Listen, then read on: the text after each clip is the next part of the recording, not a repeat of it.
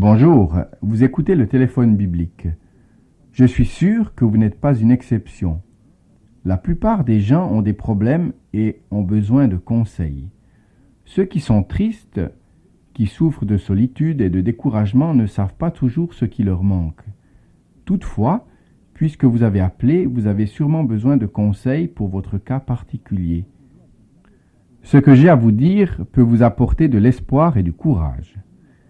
Si vous êtes parmi les rachetés au retour de Jésus, vous serez amenés hors de tous les problèmes et transportés à travers l'espace, jusqu'à un lieu sans ennui appelé le ciel. Votre Bible déclare, car le Seigneur lui-même, a un signal donné, à la voix d'un archange et au son de la trompette de Dieu, descendra du ciel, et les morts en Christ ressusciteront premièrement. Puis nous, les vivants qui serons restés, nous serons tous enlevés à la rencontre du Seigneur dans les airs, et nous serons pour toujours avec le Seigneur. Cette parole extraordinaire se trouve dans 1 Thessaloniciens chapitre 4, versets 16 et 17. En réalité, en comparant ce qui est mentionné dans les Écritures au sujet des saints, il est clair que le ciel sera un foyer temporaire pour les rachetés pour une durée de 1000 ans. Jean dit « Et je vis des trônes, et à ceux qui s'y assirent furent donnés le pouvoir de juger.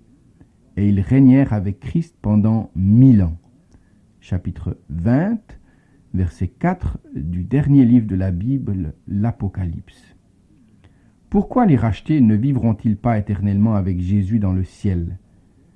C'est parce que cette terre a été donnée à l'homme. Les cieux sont les cieux de l'Éternel, mais il a donné la terre au Fils de l'homme. Psaume 115, verset 16.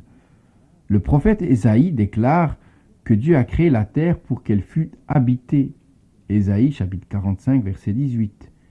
Vous le voyez, les justes ainsi que les méchants recevront une rétribution sur la terre. Voici le juste reçoit sur la terre une rétribution, combien plus le méchant et le pécheur. Proverbe, chapitre 11, verset 31. Il a été promis que cette terre sera l'héritage des saints.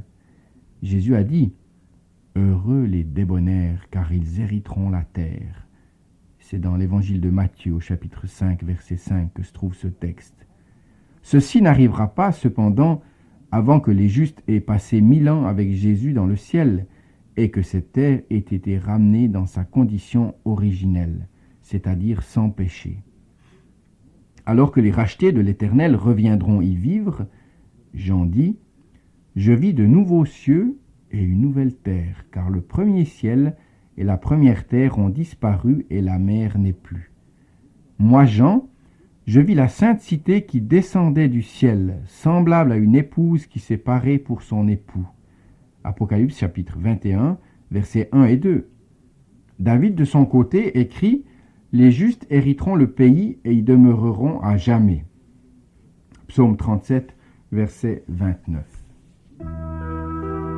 N'oubliez pas de nous rappeler demain pour entendre la réponse à la question « À quoi ressemblera la nouvelle terre ?»